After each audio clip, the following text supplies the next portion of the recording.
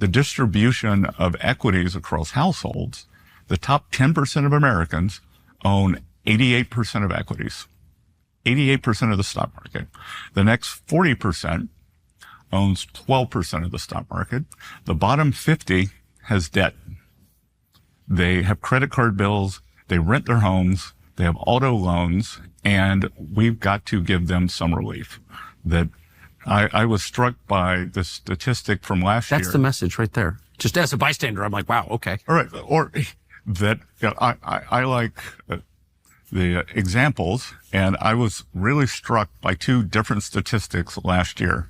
Summer of 2024, Americans took more European vacations than they had in history.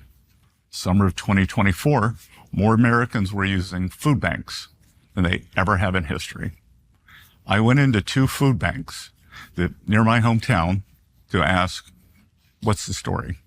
And they said, it really takes, for a lot of people, it's a loss of dignity to walk in a food bank. Of course.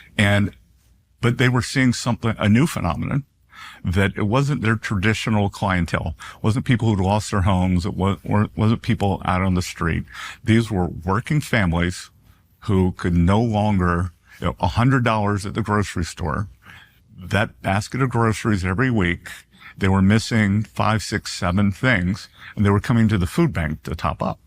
So, that's not a great America. Record European vacation, record food bank.